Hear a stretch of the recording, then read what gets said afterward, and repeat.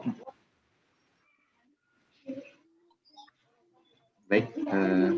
selamat pagi. Saya ucapkan kepada semua teman-teman, terima kasih kesempatannya kepada dosen pengampu mata kuliah korosi material. Pada kesempatan ini saya membuat matriks untuk beberapa jurnal terkait korosi material, korosi pada infrastruktur transportasi.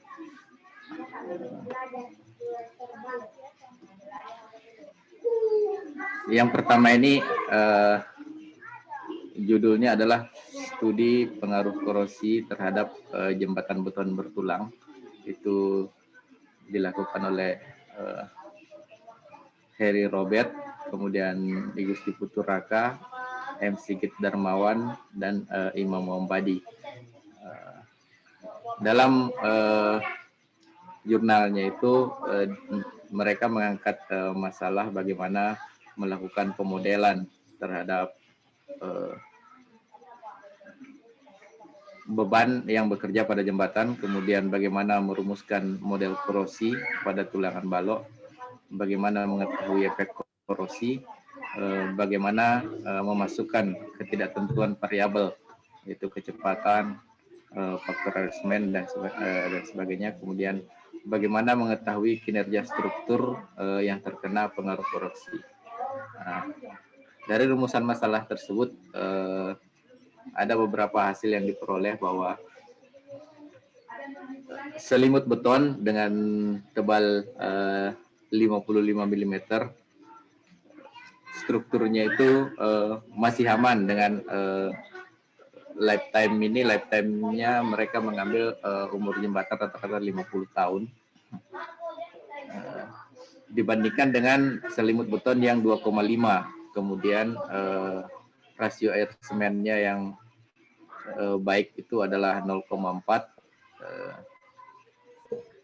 dibandingkan dengan yang 0,5.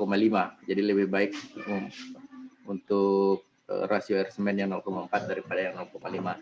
Kemudian yang kedua adalah untuk pembebanan asto, kapasitas lentur dan geser dari selimut beton 55 mm dengan rasio air semen 0,4 itu masih aman selama 50 tahun. Sedangkan berdasarkan pembebanan RSNI itu hanya mencapai 42 tahun. Kemudian kapasitas geser untuk pembebanan menurut RSNI itu pada selimut beton 55 dengan rasio air semen 0,4 itu menghasilkan struktur yang cukup aman dengan lifetime lebih dari 50 tahun. Kemudian umur struktur yang kritis itu diperoleh pada pembebanan lentur, yaitu untuk pembebanan lentur itu untuk berdasarkan metode RSNI itu 28 tahun, sedangkan untuk berdasarkan ASTO itu 22 tahun. Jadi itu hasil yang diperoleh untuk penelitian ini. Kemudian yang kedua itu adalah berjudul korosi pada beton bertulang dan pencegahannya. Ini ditulis oleh Pak Hira, itu adalah seorang staf pengajar dari Universitas Darul Arkom. Beliau mengangkat masalah bagaimana proses kerusakan beton bisa terjadi, kemudian bagaimana proses korosi pada baja tulangan, apa faktor penyebab utama korosi tulangan, dan bagaimana mencegah korosi pada tulangan. Dari tulisannya memperoleh hasil bahwa baja tulangan yang terkorosi itu adalah awal dari kerusakan beton yang dapat memperpendek umur konstruksi secara umum. Kemudian proses korosi baja tulangan itu berlangsung secara karbonisasi, kemudian proses degradasi oleh sulfat dan klorida. kemudian ada juga leaching. Kemudian selanjutnya adalah lingkaran korosi pada tulangan beton itu mengakibatkan beton retak, dan penyebab yang paling berbahaya adalah air laut karena mengandung ion-ion sulfat. Kemudian hasil selanjutnya beberapa pencegahan korosi pada beton bertulang adalah pemakaian bahan yang baik, kemudian mempertebal selimut beton, menambahkan dimensi serta pemampatan beton dengan dan melakukan coating. Kemudian jurnal yang ketiga itu adalah analisis kegagalan struktur beton akibat korosi baja tulangan. Ini ditulis pada Maret 2011 oleh Ishak. Dia adalah Fakultas Universitas Malikul Saleh. Rumusan masalah yang diangkat adalah bagaimana kegagalan struktur baja terjadi, kemudian bagaimana proses pengendalian korosi pada lingkungannya. Hasilnya adalah kegagalan pada struktur baja tulangan akibat itu bisa terjadi akibat perencanaan yang belum matang dan proses pembentukannya. Jadi maksudnya pada perencanaannya mungkin belum memperhitungkan faktor-faktor lingkungan yang cukup agresif di sekitar lokasi struktur. Kemudian yang kedua, kegagalan yang terjadi itu karena adanya penetrasi ion-ion yang agresif, kemudian oksigen terlarut, dan perbedaan tegangan serta konsentrasi pori beton ke permukaan baja, sehingga hal-hal tersebut dapat merusak selaput pasif protektif yang bersifat melindungi struktur tulangan baja tersebut. Kemudian yang ketiga, pengendalian itu dapat dilakukan pada awal pembentukan struktur dengan penanganan yang matang, kemudian proteksi katodik saat struktur terbentuk pada suatu lingkungan. Itu hasil dari analisis kegagalan struktur beton akibat korosi. Kemudian yang keempat ini adalah mekanisme keruntuhan jembatan rangka baja di tahun 2016. Ini ditulis oleh Heri Istiono dari Institut 10 November Surabaya. Permasalahan yang dia bahas adalah bagaimana preliminary design pembebanan dari struktur rangka baja, kemudian merencanakan elemen struktur berdasarkan RSNI T03/2005, kemudian bagaimana pengaruh panjang bentang dan bagaimana pengaruh panjang bentang dan jumlah bentang pada rangka baja, kemudian bagaimana perbedaan posisi perletakan pada masing-masing jembatan, kemudian pengaruh panjang bentang terhadap daktilitas, kemudian perbedaan posisi perletakan. Nah, dari tesis ini yang diperoleh adalah pertama, pola keruntuhan pada model jembatan rangka menerus. Elemen yang lemah itu terjadi pada diagonal portal akhir pada dua perletakan yang di tengah. Jadi maksudnya dua span kedua itu adalah daerah yang paling lemah. Kemudian tipe rangka baja yang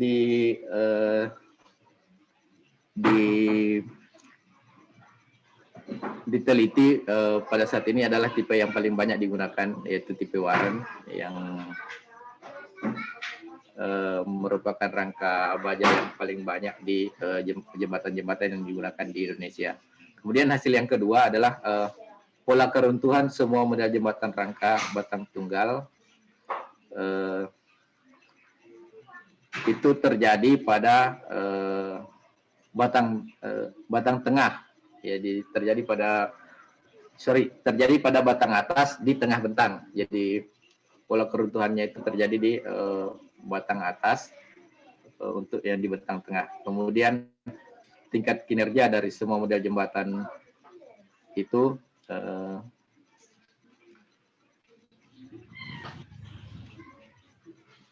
ada kerusakan komponen struktur yang bisa digunakan berdasarkan target displacement. Jadi metode yang dia gunakan ini adalah metode pada perhitungannya itu adalah elemen hingga yang digunakan pada penelitian ini. Kemudian yang terakhir adalah daktilitas yang terjadi pada semua model jembatan itu memenuhi persyaratan di mana nilainya sekitar 1,07. Kemudian seperti yang saya katakan tadi bahwa tipe jembatan yang digunakan adalah tipe Warren, kemudian perbedaan panjang dari bentang tersebut tidak berpengaruh pada proses keruntuhan. Kemudian jurnal yang kelima yaitu adalah keruntuhan jembatan akibat kegagalan plat buhul pada sambungan jembatan rangka baja. Ini kasusnya adalah kasus jembatan I-35 di Sungai Mississippi. Nama pengarangnya adalah Anis Rosdiah, kemudian Johannes Adi Joso Condro. Rumusan masalah yang diangkat adalah apa penyebab keruntuhan jembatan, kemudian bagaimana proses simulasinya pada pemrograman itu yang dilakukan. Karena di awal keruntuhan jembatan ini kesimpulan yang ditarik bahwa jembatan Mississippi ini runtuh akibat korosi. Ternyata penyebab utama korosi itu bukan penyebab utamanya, tetapi penyebab utamanya adalah kapasitas dari plat buhul itu kurang ketebalan sehingga sambungan-sambungan tersebut terjadi tekuk sehingga plat buhul tersebut mengalami deformasi, kemudian terjadi pecahnya sehingga di awalnya diprediksi itu runtuh karena korosi. Kemudian hasil kedua bahwa evaluasi metode sederhana yang digunakan yaitu PINIT. Ini adalah metode elemen hingga juga yang membuktikan kapasitas plat buhul sambungan U10 itu memang tidak memadai. Kemudian jurnal ke-6 itu adalah penanggulangan korosi tiang panjang pipa baja. Ini ditulis tahun 1999. Ini adalah tim dari Pusjatan Kementerian PU itu Dr. Andalin Suharlina, kemudian Insinyur Imam Murtosidi, kemudian Dr. Nusmadi Hermadi dan Insinyur Sonite. Rumusan masalahnya adalah bagaimana proses penanggulangan korosi tiang panjang pipa baja pada lingkungan air dan tanah lumpur. Kemudian yang kedua, bagaimana tata cara penanggulangan korosi tiang panjang pipa baja pada lingkungan air atau tanah dengan sistem produksi katodik arus. Kemudian hasilnya adalah proses penanggulangan korosi itu dengan melapisi tiang panjang pipa baja dengan cat atau sejenisnya agar tidak terjadi kontak langsung dengan lingkungan. Cara ini dilakukan khususnya pada tiang panjang pipa baja yang berada dalam lingkungan atmosfer. Maksudnya ini tiang panjangnya terekspos, jadi ada beberapa tiang panjang mungkin karena pirnya menggunakan tipe freestanding, dulu masih diizinkan menggunakan freestanding sehingga tiang panjang itu jauh ke atas permukaan sungai, makanya dia harus dilindungi dengan cat karena bila cat ini juga tidak sesuai diterapkan pada tiang-tiang panjang yang berada di lingkungan pasang surut, karena dengan demikian proses ini akan mudah terabrasi karena cat itu akan terkelupas. Kemudian cara kedua adalah melapisi tiang panjang pipa baja itu dengan lapisan tebal, misalnya thick coat, kemudian prosemen, dan lain-lain. Ini khusus tiang panjang pipa baja dalam lingkungan pasang surut. Kemudian yang ketiga adalah membuat tiang panjang pipa baja ini imun terhadap lingkungan korosif, yaitu dengan melakukan proteksi katodik. Ada 3 macam proteksi katodik yang dikenal, yaitu katodik anoda karbon, kemudian katodik harus terpasang, dan katodik solar cell. Itu mungkin perlindungan tiang panjang pipa baja. Kemudian yang ketujuh masih dari tim yang sama, dari Pusjatan juga, ditulis tahun 2000 adalah kerusakan beton bertulang jembatan akibat lingkungan korosif. Kemudian yang dibahas di sini adalah bagaimana pengaruh mutu beton terhadap kerusakan beton akibat lingkungan korosif. Diperoleh hasil bahwa makin tinggi mutu beton, maka penurunan nilai resistivity itu akan makin sedikit. Kemudian kecepatan penetrasi karbon akan makin lambat dengan semakin tingginya mutu beton. Makin tinggi mutu beton dari benda uji yang direndam, maka hasil yang didapatkan dari hasil pengujian tekan hancur dengan alat universal testing mesin itu akan semakin rendah penurunan dan kuat tekannya. Kemudian makin tinggi mutu beton dari benda uji yang telah direndam, maka hasil yang didapatkan dari pengujian kuat tekan permukaan dengan alat hammer ini akan makin rendah penurunan kuat tekannya. Jadi justru mutu beton yang berbanding terbalik berarti Pak ya? Iya Bu, hasilnya seperti itu karena kalau jurnal ini dibaca, dia menggunakan dua kondisi Bu. Yang satu kondisi lapangan, yang satu ini kondisi simulasi di lab. Yeah. Jadi dua-dua dia bandingkan hasilnya. Kalau yang di lapangan mereka menggunakan hammer, sedangkan yang di lab itu menggunakan masih benda uji kubus Bu. Iya. Itu Bu, hanya 7 yang saya sempat lakukan reviewnya. Mungkin saya akhiri presentasi saya. Terima kasih atas kesempatannya. Ya, terima kasih Pak Putu. Jadi mungkin yang saya yang terakhir itu jurnal yang terakhir yang direview. Memang mungkin perlu dibandingkan ya kan, selama ini penelitian-penelitian yang dilakukan itu berskala lab. Mungkin perlu dibandingkan dengan misalnya kalau aspal itu diuji gelar ya. Supaya ada perbandingan ininya. Bisa Bu, nanti di core hasilnya. Baik, jadi terima kasih Pak Putu sekali lagi. Ada 7 jurnal tadi yang sudah Pak Putu review. Jadi yang pertama tadi ada yang memaparkan tentang penelitian tentang pentingnya selimut beton ya, konkret ducting itu yang disebut juga sebagai pelindung tulangan. Memang itu cukup penting. Jadi seberapa penting sih perannya pelindung tulangan ini untuk melindungi tulangan struktur beton bertulang, terutama pada struktur yang mungkin berada di lingkungan yang bebas dan lebih agresif ya.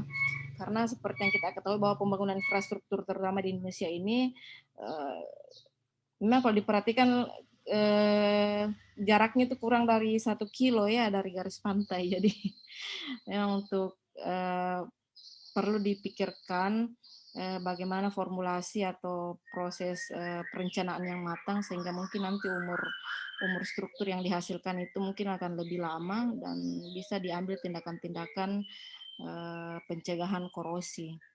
Kemudian tadi juga disebutkan bahwa semakin tebal selimut beton maka memang semakin baik, karena seperti yang pertama tadi bahwa memang sifatnya selimut beton itu adalah untuk pelindung tulangan beton terutama untuk beton bertulang ya. Jadi semakin tebal, maka semakin kemampuan dia untuk menahan laju korosi juga akan semakin bagus. Kemudian tadi ternyata pengaruh air semen juga mempengaruhi, karena semakin kecil nilai air semen itu, maka semakin tinggi kapasitas lentur dan geser yang dihasilkan. Dari bapak-bapak yang lain, teman-teman yang lain, mungkin ada yang mau ditanyakan seputaran presentasi dari Pak Putu tadi?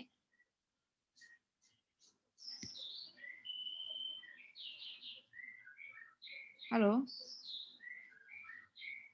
Ada yang mau ditanyakan mungkin?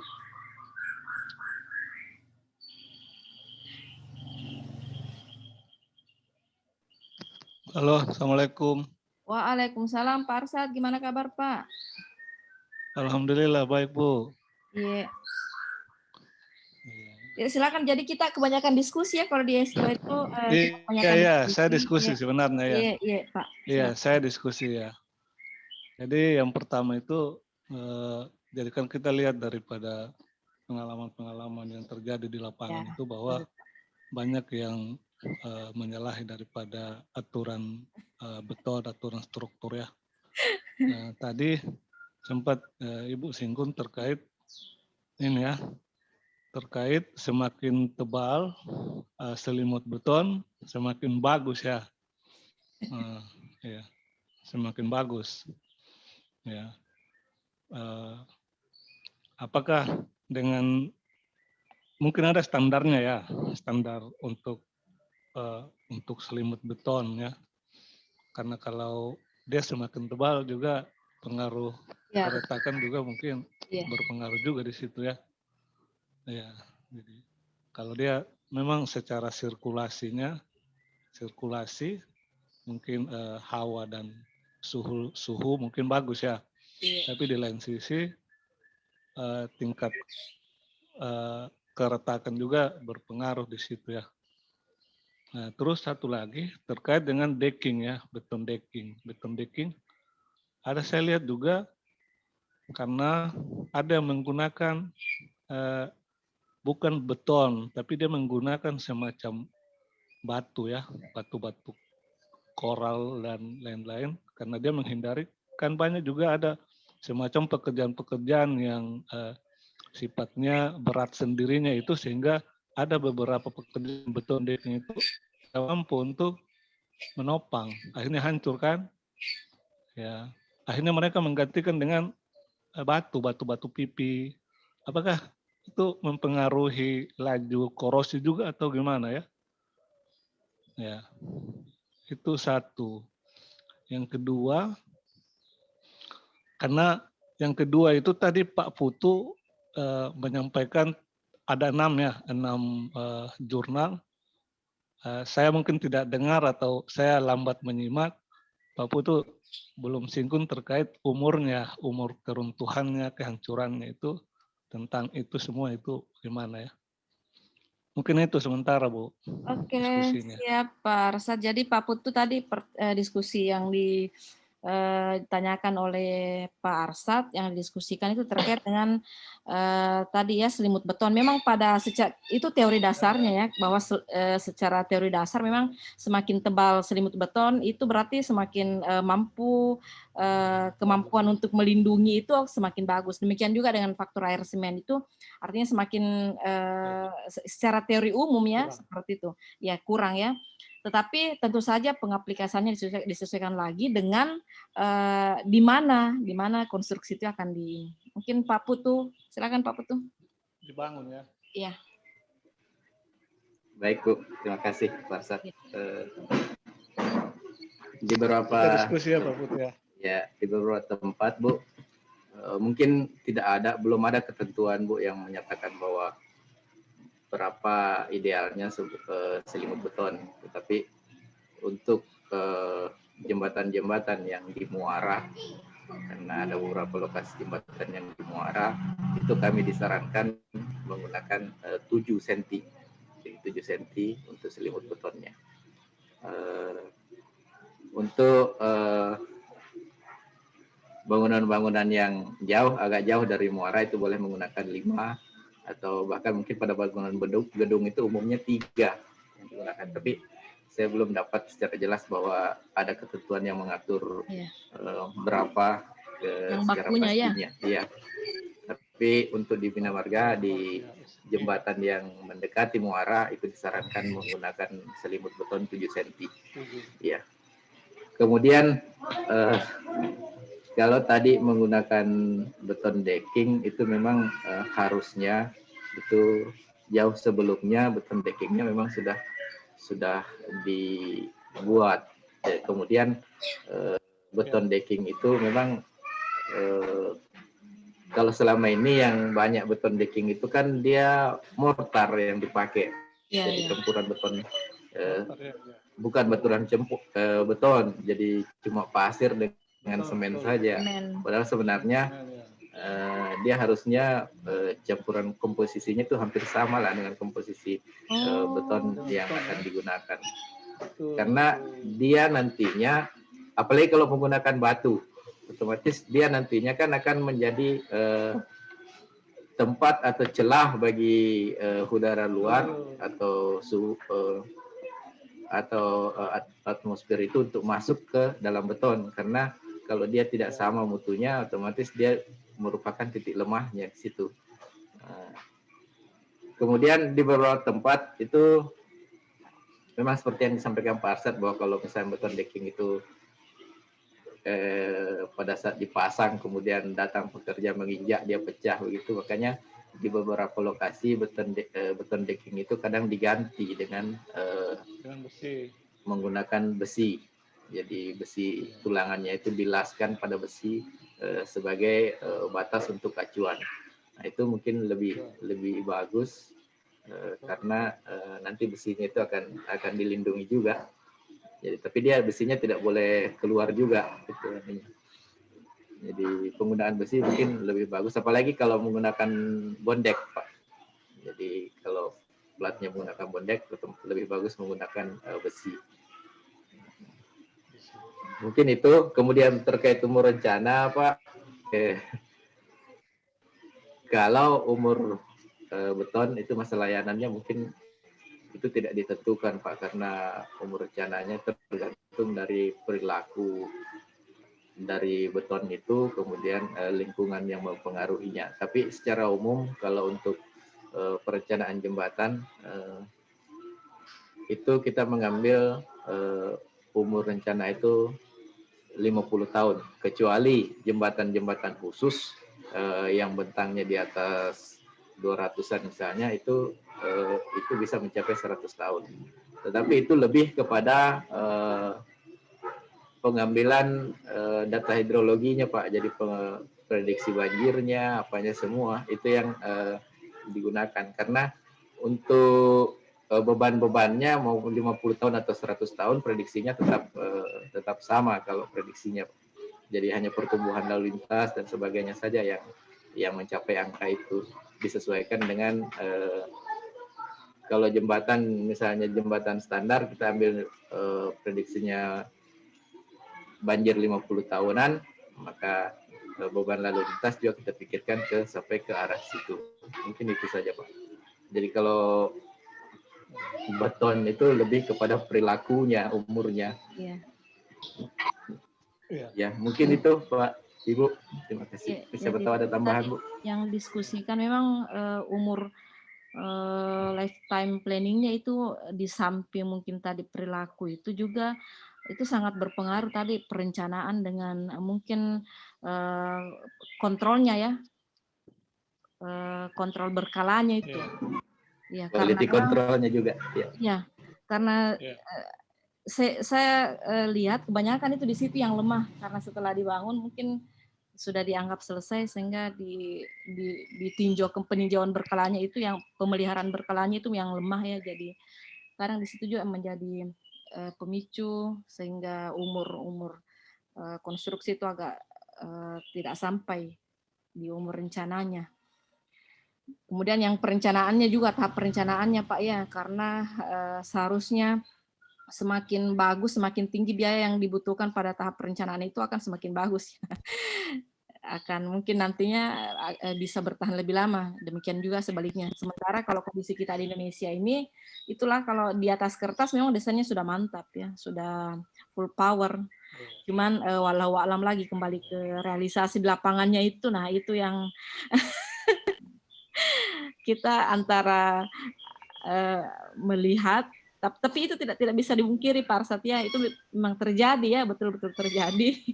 Kita tidak bisa pungkiri bahwa ketika di atas kertas itu desainnya itu sudah sempurna, sudah sangat bagus, bahkan sudah melewati beberapa kali screening ya. Tapi tetap saja pada pengaplikasian itu mungkin belum 100% sesuai dengan apa yang direncanakan. Jadi terkait juga mungkin tadi ada standar baku mungkin untuk selimut beton atau selimut itu tergantung dengan di mana diaplikasikan, sehingga mungkin akan berbeda-beda job mix atau mix design setiap konstruksi yang dibangun, seperti itu mungkin. Ada beberapa jurnal itu juga menyebutkan bahwa pada tahap perencanaan itu jika sudah dilakukan suatu langkah proteksi, misalnya katodik, beberapa macam tadi dan sebagainya, itu akan memperpanjang umur rencana, umur pemakaian itu bisa sampai 2-3 kali lipat dari umur rencana. Seperti itu mungkin Bapak-bapak adik. Oke, jadi menarik tadi ya beberapa jurnal yang dipaparkan oleh Pak Putu. Oke, saya lanjut ke, terima kasih Pak Putu. Saya lanjut ke Pak Arsat. Pak Arsat, silakan Pak. Baik, terima kasih. Ibu, saya minggu depan, Bu. Selalunya Pak Arsat. Itu saya pikir triknya itu Pak Arsat itu Pak Putu. Dia selalu pada saat selesai presentasi temannya, dia selalu aktif bertanya karena itu pamungkasnya itu dia simpan itu. Nanti saya minggu depan mau presentasi.